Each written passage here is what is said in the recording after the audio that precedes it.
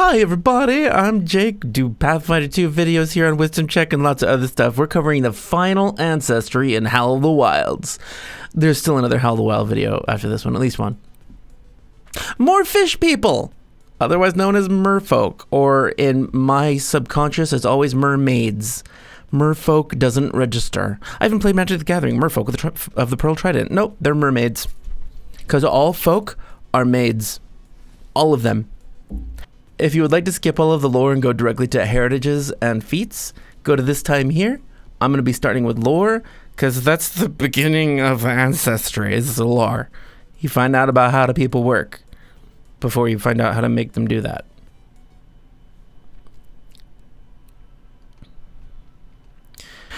Merfolk live in every ocean of Golarion, infinite in their variety and awe-inspiring in their majesty. They consider themselves, not without some merit, the rulers of the sea, because they're pompous assholes. Among the tropical reefs of the Fever Sea, merfolk build temples and palaces of brightly colored corals. That sounds like the Athomaru's home. Beneath the ice flows of the shining sea, merfolk hunt seals and whales for food in small standoffish clans. In the Embarral Ocean, merfolk populate the great trading city of Alomab, built into the shell of a titanic snail that crawls across the ocean floor. That's cool! Though merfolk's everyday lives aren't all that different from those of the surface dwellers above, they have a much more intimate relationship with magic. In the aquatic environment of the open ocean, much that relies on fire and metal is impossible. Instead, merfolk shape sound and water with magic, using them as both tools and weapons. Such skills are widely distributed throughout all merfolk communities, even among those without formal magical training. If you want to play a character who embodies the grace, wonder, and danger of the sea, you should play a merfolk. You might consider magic a normal tool, something common and useful, rather than a sublime mystery. You might have a sense of superiority when it comes to the water, whether that be arrogant disdain for anyone who swims or sails, or parental concern that they might hurt themselves. Oh, you have a big sailing boat, don't you? There's a pointy end there. Let me protect that for you. Others probably are impressed by your musical and mystical talents. Others assume that life beneath the waves is vastly different than life on the surface. Which, of course, it isn't, because we can't relate to things that are too strange from humans. Physical description. Merfolk are among the most distinct ancestries on Golarion. One can't really mistake a merfolk for anything else. From the waist up, merfolk have the bodies of humanoids with powerful bodies and sharp, aquadynamic features. Their eyes are a little larger than those of a human, and many have slightly pointed ears, similar to those of Iovarans, half-elves. Below the waist, merfolk have the bodies of great fish, each with a long, scaled tail ending in a fin or pair of fins. Merfolk come in every color of skin and scale imaginable. Most often, their human bodies have skin tones similar to those of humans or elves living in the same area. The merfolk of the Shackles, for instance, bear a certain similarity to the Lirgeni, while those who live in the steaming sea somewhat resemble their Ulfin neighbors. Merfolk who dwell farther from land take on colorations closer to fish tones of blue, gray, or even green. Gray-skinned merfolk. I'd probably just assume they're zombies. Deep-sea abyssal merfolk have dark gray, midnight blue, or even translucent skin. Because who needs skin? Merfolk fishtails are colored similarly to local fish populations. In the temperate zones where most merfolk live, they have iridescent silvery bodies with traces of gray or blue. Tropical merfolk might display patterns of brilliant colors, while those born in the depths might have translucent scales or faintly bioluminescent stripes. Society. Merfolk can be found in the corners of every ocean, but the largest concentration lives in sprawling aquatic kingdoms on continental shelves, usually in temperate waters teeming with fish. Merfolk look at the deep water in roughly the same way that surface dwellers look at mountains or deserts. Some people can live there, but it isn't exactly ideal terrain. Merfolk territories consist of several settled villages and cities, sometimes organized under aristocratic families with courtly politics to rival those found in any inner sea monarchy. These political entities pursue active diplomacy with one another, making alliances and trade treaties. Many tend to be more standoffish towards surface dwellers, but some are fascinated by the surface and actively seek to learn about it, whether by using specialized water-filled mobility devices to come on shore or through ancient transformation magics, or by tanking the 9th level feat. Merfolk value magic very highly, and any merfolk hoping to rise to a leadership role is expected to have a powerful grasp of the sorcery of wind, wave, and song. Merfolk kings and queens aren't necessarily the most powerful mages in their territories, but they're usually not far from it, as they have access to a wealth of teachings and artifacts passed down from one generation to the next. Merfolk have as many naming patterns as there are merfolk cultures, but a few tendencies predominate. Dolphin-like clicks and whale-like groans punctuate mellifluous merfolk names, and variances in pitch and tone help distinguish similar names from one another. Merfolk who regularly deal with surface dwellers often adopt names borrowed from local surface cultures, especially since merfolk names tend to sound strange and awkward to their own ears when pronounced in air rather than water. Example names: Alluri, Irikik, Uliet, Tikana, Uafanak. Pretty sure that's how you pronounce those. Beliefs. In general, merfolk follow the morals and customs of their parents and the communities in which they were raised, like everybody else. These vary greatly throughout the world. For instance, some merfolk are expected to live harmoniously with nature, while others follow a rigid set of laws ordained by their ancestors. Many merfolk believe that acts of altruism raise a community as a whole, even if they don't immediately produce beneficial results for the one who performed the deed in the first place. Merfolk worship is, like their societies, diverse. Deities with control over water are placed in high regard, and most communities have a shrine to Gozre or one of the elemental lords of water, Kelazandri or Lesianasa. Abadar is a popular god in some larger merfolk settlements, and a version of Aristel, more associated with sharks than with stags, is worshipped in smaller villages. Popular edicts: aid one's neighbor whenever possible, bring the beauty of music to the world, protect the seas from threats within and without.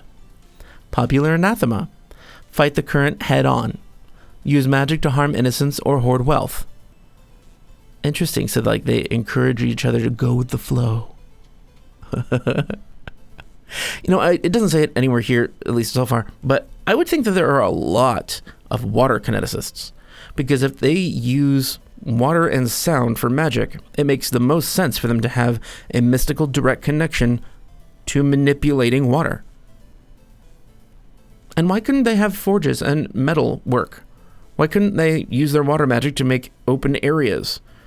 Like move all the water out of an area, so creating a bubble, making it in an underwater grotto. Why couldn't they have forges there? Yeah, it requires heat, but why would it require fire? Like, there are spells that could just be used, or even kinetic impulses to heat things up that don't necessarily need to use fire. I think they could have forges. I think they can have weaponry. I think it makes sense for a people to have some advancement in smithing or smelting, some sort of harder construction material that they can create, not just coral or water. Basic ancestry traits. Rarity, uncommon, hit points 8, size, medium, speed, 5 feet, swim 25 feet. That's right, they flop around like a fish out of water at 5 feet. You're not getting anywhere unless you have some way of moving around above water, besides just flopping around and hoping for the best. Attribute boosts: dexterity, charisma, and free. Attribute flaw: constitution. Why? Are they weak? Are they unhealthy? Are they sickly? Languages: common, thalassic, and other ones. Traits: amphibious, humanoid, and merfolk. So they're amphibious, so they can breathe above water. That seems strange, but great. I mean, that fits lore. I mean, fits actual mythology before TTRPGs. Aquatic grace. When you roll a success on a saving throw against a water effect, you get a critical success instead. Cool. Low light vision. And hydration. Hydration. Your body requires you to return to aquatic environments at least once in a 24-hour period. After the first 24 hours outside of water, you take a -1 status penalty to fortitude saves. After 48 hours, you struggle to breathe air and begin to suffocate until returned to water. That sounds rather unpleasant, so make sure that you can cast some sort of water spell, which the feats will help with too. Now, merfolk heritages. Merfolk heritages often reflect the oceans in which they live. Abyssal merfolk. You live far, far below the surface of the ocean. Your fishtail might resemble a viperfish or anglerfish, and you might have luminous eyes or translucent skin. Abyssal merfolk have an uncanny reputation, but they can exist in even the most lightless realms. You gain dark vision and are immune to the crushing pressure of the oceanic depths. I like that one, the crushing pressure thing, because there's not much in the system that actually protects you from crushing damage of just high pressure. And the only deep sea adventures I've ever been on, the only aquatic-based adventures I've ever been on, have crushing depths. So if you don't have some way of resisting it, you need to pay a bunch of money, hire somebody, or take a bunch of damage, like constantly. So this is convenient, especially if you're a GM and you're going to be running an undersea campaign. You might want to highlight this for people. Maybe not this specific heritage, but the crushing oceanic depths might matter. All right. Next heritage, Carcharodon Merfolk. As a fearsome shark merfolk, your lower body is similar to that of one of the apex predators of the ocean. Like a shark, you can smell blood from quite a distance. You gain scent as an imprecise sense with a range of 30 feet. However, you can smell spilled blood at a range of 120 feet in the air and 500 feet in the water. That's disturbing, but really cool, mostly for roleplay.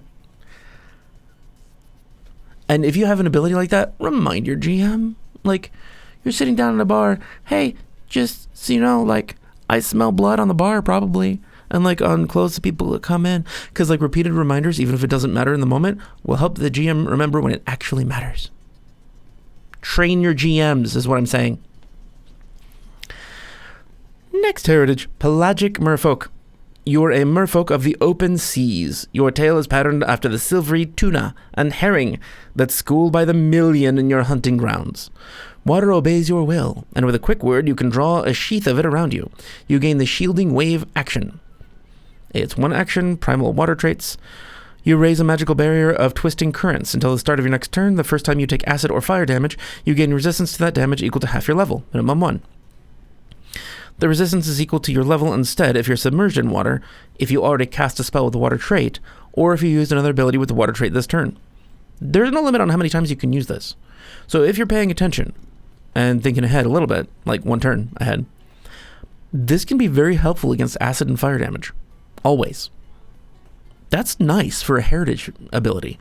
That's like more useful than most heritage abilities. Plus you can say, I have water magic. Reef Merfolk. You were raised amid colorful corals and schools of tropical fish. Compared to most merfolk, your body is vividly hued with stripes, spots, and patterns like a clownfish or anglefish. You're used to the occasionally toxic denizens of your home and are bothered little by stings or petty poisons. You gain poison resistance equal to half your level, minimum 1, and each of your successful saving throws against a poison affliction reduces its stage by 2 or by 1 for a virulent poison. Each critical success against an ongoing poison reduces its stage by 3 or by 2 for a virulent poison. This is a really, really nice heritage ability because it gives you basically 3 benefits against poison. I know, basically 2. But some heritages only give you the poison resistance. This one goes further. You're really good against poison. That's a nice heritage. Sailfish Merfolk. The lower half of your body resembles a powerful sailfish, complete with a large dorsal fin. Using this fin, you can move through the water faster and leap farther. Your swim speed increases to 30 feet instead of 25. When you attempt to high jump or long jump, you gain a +1 circumstance bonus to the athletics check, and you can swim instead of striding before attempting the jump. Okay. So you gain 5 feet. Yay! Yeah, okay. +1 does matter, always. It's just not a big difference. So you move a little faster. Cool. Now the Ancestry feats. Oh, the Ancestry feats. First level, Merfolk Lore. You paid close attention to your lessons in school. You gain the trained proficiency rank in Arcana and Society, which, by the way, both of those are always useful. This is a decent lore feat. If you would automatically become trained in one of those skills from your background or class, for example, you instead become trained in a skill of your choice. You also gain the additional lore feat for Merfolk Lore. So, cool. It's a good feat. Merfolk Weapon Familiarity. You were taught the most effective weapons of the sea. You gain access to all uncommon weapons with the Merfolk trait. You have familiarity with crossbows, heavy crossbows, long spears, and tridents. For the purposes of proficiency, you treat any of these that are martial weapons as simple weapons, and any that are advanced weapons as martial weapons. At 5th level, whenever you get a critical hit with one of these weapons, you get its critical specialization effect as every Ancestry weapon feat works. Next level 1 feat, Ocean's Bite. Prerequisites, Abyssal or Carcharodon Merfolk heritage. Your jaws open wider than a humanoid mouth should, showing off multiple rows of serrated shark teeth or a viperfish-like nest of needles. Isn't that nice? You gain a jaws unarmed attack that deals 1d8 piercing damage. Your jaws are in the brawling group. That's good damage for a bite. That's pretty good. And it's creepy as hell, so why wouldn't you take that? Sea Song. Level 1 feat. Sound carries far beneath the waves, and your people have strong enchanting voices. You become trained in performance. If you would automatically become trained in performance from your background or class, for example, you instead become trained in a skill of your choice. In addition, you gain the virtuosic performer skill feat for singing, and your voice carries equally well above and below water, which matters for yelling, which I wish it had like a rules reference for the GM of how far sound actually travels underwater right there. That would have been convenient, because I don't know how much that matters, but it seems like it could matter a lot. Anyway, it's fun for performing type characters or just being able to yell underwater. Next level 1 feat, Swimmer's Guidance. You're always ready to help those floundering in the water. Ha ha ha, joke. Any ally who starts their turn within 30 feet of you and in the same body of water gains a 10-foot swim speed until the end of their turn. If any ally affected by Swimmer's Guidance rolls a critical failure on an athletics check to swim, they get a failure instead. That's cool, mainly because mythology says that if you're with a merfolk, mermaid, you can breathe underwater and swim like they do, because they're just naturally enchanted. I like the nod to mythology here. That's cool. And it's very occasionally useful. I probably would never take it. Next level 1 feat, Wave Speaker. Being part fish yourself, you can speak the language of the sea. You can ask questions of, receive answers from, and use the diplomacy skill with animals that have the amphibious trait, or aquatic trait, or a swim speed, such as fish, crabs, and some seabirds, like penguins. The GM determines which animals count for this ability. This is great. This is all aquatic, fishy, swimmy things. This isn't just like all rat-type mammals. This is like pretty much everything in a body of water. This is really useful. Even if you're not in an aquatic adventure. There's water somewhere, and you can talk to the things in the water. Neat. 5th level Ancestry feats. Apprentice Sea Witch. You're familiar with the basic spells that most educated merfolk know. Once per day, you can cast either Create Water or Hydraulic Push as a first-rank primal innate spell. Each time you cast Create Water, you choose if you create fresh water or salt water. This is actually completely on par with the power of a 5th level feat. In fact, it's a little bit better than some 5th level feats that give spells. I can't think of a reason I would need it. Like, if I care about creating water, I care before 5th level. Hydraulic Push is, okay. If I don't like anything else, I guess. I hate that kind of feat. I hate any feat that's like well, I guess it's there if everything else sucks more. But it does give you spells, and it's better at giving you spells than many other 5th level feats that give spells. So that's cool. Next level 5 feat, Fish Blooded. There's nothing beneath the waves that can slow you down. When in an aquatic environment, you ignore difficult terrain. In addition, swimming up or down isn't difficult terrain for you. I know that this is a very niche use feat, but when it matters, it really fucking matters. Like if you're in the middle of a fight, and there's even a slight current around you, and you're swimming up, it can be harder than difficult terrain. Or even if you're just swimming normally and there's a current, or you're swimming up and there's like dead water. If you're in an aquatic adventure, you kind of need something like this, because at some point in combat it will matter, and it could get you killed if you don't have this, because your enemies will have this, because the GM has the option. So think about it. Next level 5 feat, Healing Flesh. Some legends claim that the flesh of a merfolk, if consumed, can grant health, longevity, and even immortality. For obvious reasons, merfolk prefer to discourage these rumors, with violence if necessary. But you're living proof that there's at least a fraction of truth to such claims. When administering first aid, treating disease, or treating wounds, you can take 1 damage to give someone a drop of your blood. When you do so, you don't need healer's tools, and you gain a +1 item bonus to your medicine check.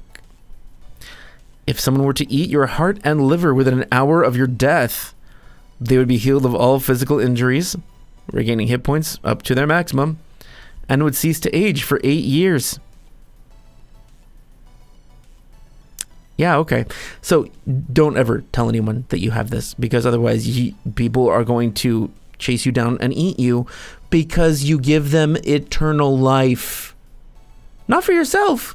You still age like normal. But, yeah, this seems scary. Very scary. Like for your entire species. Although I can kind of think of it as amusing when you're like dying on the battlefield and you're like, eat my heart and liver, and you die. Just in the hopes to help your friends. How long does it take to carve a heart and a liver out of a merfolk? I'm saying more than a round. Unless you're a ghoul, because they're bullshit. They spend an action and rip off a chunk of flesh and eat it. Because that's what you do when you're a ghoul. It's just what you do. So any of you who are out there, how long would that take? Realistically speaking. And what kind of a medicine check are we talking? Like a 15? I can't imagine that it would scale with level. It's probably just like a base, flat, relatively easy medicine check. Because you know where organs are, I think. Next level 5 feet, strong tail. From sheer necessity, you've gotten surprisingly good at moving around on land. Your tail is unusually muscular and lets you hop or slither on land at a modest speed. Your land speed increases to 15 feet. This sounds like a naga or some other kind of snake creature, not a fish folk. And can you imagine hopping on a fin? Like, how fragile are those? Would that be like jumping on just the tips of your toes? Not the balls of your feet, but the toes. That seems painful as hell. Nah, I don't think I'm a fan of that. Anyway, it still only increases your speed to 15 feet. So you're probably just going to want to get like a mount that has an aquatic tank on it. Or get carried. It's faster. 9th level Ancestry feats. Ill-Tide. Reaction has the Concentrate, Misfortune, and Primal traits, frequency once per day. Trigger, a creature within 30 feet of you critically fails an attack roll, skill check, or saving throw. Some land dwellers say that merfolk are bad luck. You might not cause bad luck, but you can certainly keep it going. The next time the triggering creature attempts an attack roll, skill check, or saving throw, it must roll twice and use the worst result. I like this a lot. Yeah, it's like asking...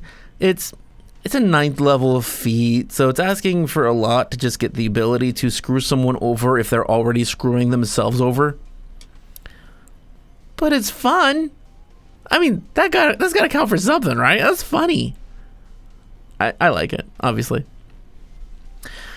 Next 9th level feat, Shore Gift.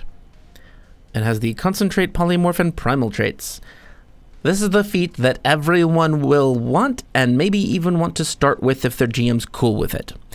Using old magic, you slip off your tail like an item of clothing and walk on 2 feet, resembling a humanoid ancestry, usually human, but possibly elf, half-elf, or something stranger. You're still recognizably yourself, as the Shore Gift doesn't change your upper body. While transformed, you lose your swim speed from your ancestry, though you might still have a swim speed from other sources, but gain a land speed of 25 feet. Using the Shore Gift also counts as creating a disguise when using deception to impersonate, and your transformation automatically defeats perception DCs to determine if you are a normal member of whatever ancestry you appear to be. Only creatures actively rolling perception to examine you might notice the disguise. You can remain in your alternate form indefinitely and can shift back to your merfolk form by using this action again. Okay, I encourage you to flavor that up. Like when you're changing back. Like, have you ever seen the TV show Mermaids? The way they change back and forth is freakish as hell. It's like you hear like flesh rending and tearing as their tail rips in half and forms legs. That kind of thing. I think you should do that because it shows you don't do this lightly and people better fucking appreciate it. One thing about Short Gift, I got the name of the show wrong. It's Siren, not Mermaids. Siren. It's an interesting show. Weird. But those scenes in particular of the tail getting made and getting unmade, those are interesting and shocking. Next feat. Siren Song. 3 actions. Auditory, mental, and primal. Frequency, once per day. Prerequisites, expert in performance. You can beguile and bewitch with your song. All creatures in a 60-foot emanation must attempt a will save against your performance DC. On subsequent rounds, you can sustain the song, causing each creature in the area currently affected by your song to attempt another will save. Typically, creatures that have traveled with you for a significant time, such as your fellow party members, are immune to your siren song. Critical success. The target is unaffected and becomes immune to your siren song for 24 hours. Success. The target is fascinated with you until the end of your next turn. Already, that's useful because they have to include you in whatever they're doing. Failure. As success and the target is stupefied 1 for as long as it's fascinated. Nice. Critical failure. As success and the target is stupefied 2 for as long as it's fascinated. Good. This is not bad. This is decent.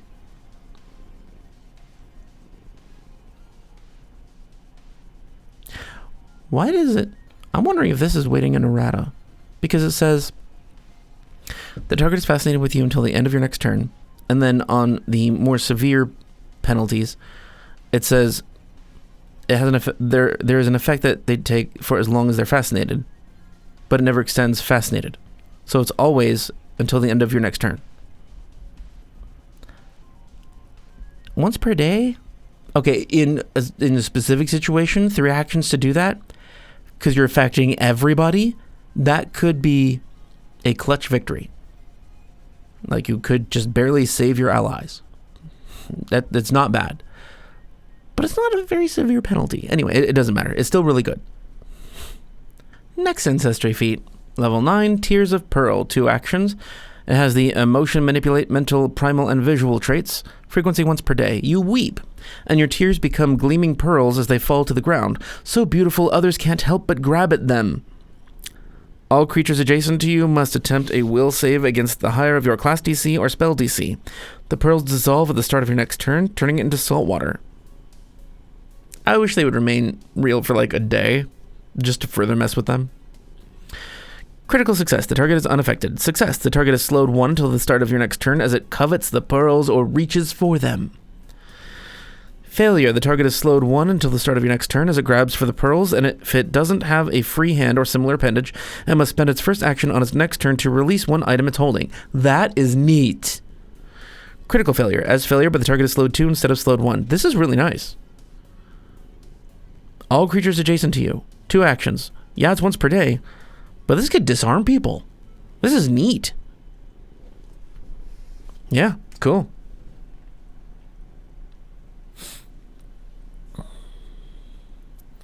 Thirteenth level, Pummeling Whirlpool, 2 actions. It has the Concentrate, Manipulate, Primal, and Water traits, frequency once per day. You draw water from the environs, swirling it into a rough torrent around you to punish your foes. Each creature in a 10-foot emanation, or 15 feet if you're in a body of water, takes 8d6 bludgeoning damage with a basic reflex save against the higher of your class DC or spell DC. A creature that fails its save is knocked prone. At 17th level, the damage increases to 11d6. This is really good if you're not a kineticist. If you are a kineticist, this is pointless, because you can take basically this as a kineticist. And if you're going to be a kineticist of any type and a merfolk, I encourage you to be a water kineticist. Or take the water kineticist archetype feats. It's a really cool ability, one way or another. But like, if you care about taking it, you might already take kineticist. Anyway, it's nice. It's lots of damage. Next level 13 feet. Last level 13 feet. Sea Witch. You've studied the waves and they obey your will as extensions of your own fin. You can cast Aqueous Orb and control water as 5th rank primal innate spells each once per day. If you're not taking primal spells, the control water at least is quite useful. So even though I really don't like getting 1 or 2 spells as a really high level feat, because it seems like there are better options, for Merfolk, there aren't better options. And controlling water is really cool. And Aqua's Orb is nice too. Yeah, okay. That's a decent feat. I will say it's a decent feat. 17th level feats. Doom of Sailors. 2 actions, auditory, concentrate, emotion, fear, mental, and primal traits. Frequency once per day. Sailors know that the sight of an angry merfolk might well mean that they never see the shore again. You sing a song that foretells the fate of a creature you can see within 60 feet. The fear that grips the target's soul causes 10d10 mental damage, depending on the target's will save against the higher of your class DC or spell DC. A creature who's in the water or onboarding a creature who's in the water or on board a seagoing vessel takes a -4 circumstance penalty to its saving throw. This is Hurl Through Hell from 5e. But watery. Critical success. The target is unaffected. Success. The target takes half damage and is frightened 1 as it glimpses its demise. Failure. The target takes full damage and is frightened 1. In addition, it rolls twice for all skill checks and saving throws it attempts until the end of its next turn and takes the worst result. This is a misfortune effect. Critical failure. As failure, accept double damage and frightened 2. This sucks to be the target of. This is a good feat. I like this feat. I like this. It's unique. It's a cursey merfolky thing. Cool. Good. Yeah, take it. Unless you'd rather take Kraken's Call. Because who doesn't want to release the Kraken? 3 actions. Concentrate, manipulate, primal traits. Frequency once per day. You call forth the sleeping krakens of the deep to crush your enemies. You open a dozen small portals to some lightless watery abyss in a 30-foot burst within 120 feet. The powerful tentacles of a kraken reach through to grab at each creature in the area. Each affected creature takes 8d6 damage depending on its fortitude save against the higher of your class DC or spell DC. You can sustain the call up to 1 minute. The first time you sustain it on each subsequent turn, each creature in the area not already grabbed by the tentacles must attempt the save. That's neat. So at some point in that minute, you're going to affect everyone within the 30-foot burst. You know, the flavor text line, it says you call forth the sleeping krakens of the deep to crush your enemy to crush your enemies, but nowhere else does it say that this is enemies only. It says the powerful tentacles of a kraken reach through to grab at each creature in the area. It's not just enemies, regardless of what the flavor says. The actual ability of the effect isn't just enemies, it's everyone. And that sucks. So just change it. Like, be a good GM and just say, no, it's enemies, because otherwise that's stupid. Why would you want to slap your friends with a tentacle? Unless it's just fun, you know, because that's what friends do. I know, I've been a Boy Scout. Anyway, its effects. Success, the creature is unaffected. Failure, the creature takes full damage and is grabbed by a tentacle. A creature that's still grabbed by a tentacle at the end of its turn takes 3d6 bludgeoning damage. The tentacle's escape DC and AC are both equal to the higher of your class DC or spell DC. A creature can attack a tentacle to attempt to free the creature trapped by it. A tentacle is destroyed if it takes 30 or more damage in a single round. Critical failure as failure, but double damage. This is great! This is really effective and useful against enemies, as long as it can affect only enemies. Talk to your GM today. See if enemies only Kraken's Call is for you. Now I'll read the insight panels. Outsea. By far the strangest community connected to merfolk is that of Outsea. It's Outsea. Not like, Outsea, we're going Outsea now. A mid-sized town in the middle of the river kingdoms, hundreds of miles from the nearest ocean. Long ago, an aquatic mercenary company forged far inlands, only to find that their magic failed them at a critical moment. To everyone's surprise, they survived and now reside in a magically maintained lake of salt water in the middle of Avestan. Outsea is home to not just merfolk, but also Sadacthes, Azarketi, Nagas, and several other aquatic species. Ducks. I'm sure there are ducks there. They're ruled by a military junta, the Council of Generals, and by Danglosa, really? An angler fish claiming to be a demigod, because he dangles. The inhabitants are quite martial, but also far more comfortable dealing with the surface world than basically any merfolk anywhere else. It's fair to say that Outsea merfolk are considered unusual by other merfolk. Obviously. Now, last inset panel. Merfolk adventurers. Merfolk become adventurers for all sorts of reasons, but one thing is certain. The decision to leave home, especially to go and live above the waves, is never taken lightly. Some merfolk adventure to defend their homes or forge alliances with other peoples, while other merfolk are exiles banished for crimes they might or might not have committed. And of course, some merfolk are just curious about the surface world. Merfolk come from all kinds of backgrounds. Adventurous merfolk might come from the artisan, guard, sailor, or warrior backgrounds, and merfolk have their share of emissaries and nobles as well. With their affinity for magic, many merfolk become wizards, witches, or magi. Less magically inclined merfolk are more likely to become fighters, having trained in the local militia, or occasionally rangers, bonding with sharks or other sea life. Now, before we go, in all of these pictures for merfolk, and in all of these feats, did anyone hear at any point that you can have octopus tentacles? No. No, because you can't.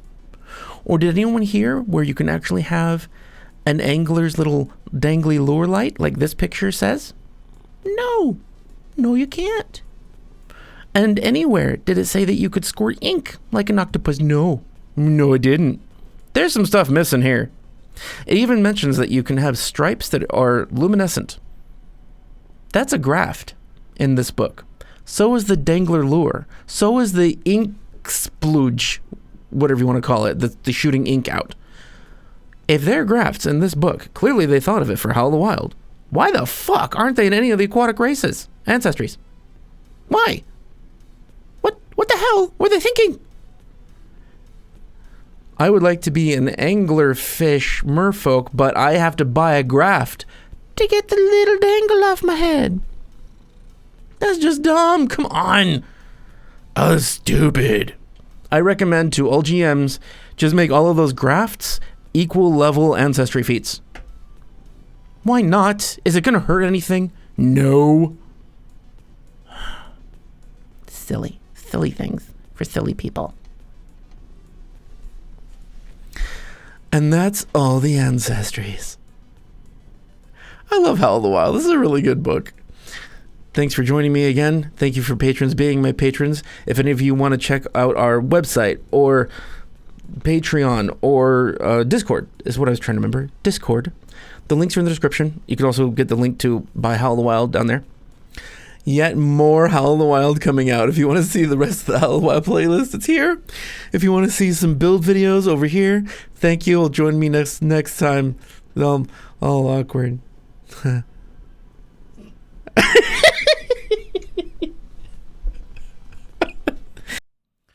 The seaweed is always greener in Pathfinder to East Lake.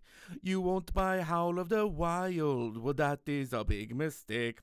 Ancestries and archetypes around you, right here on the wisdom check. Wonderful content around you, enough to choke a yak under the sea. Under the sea.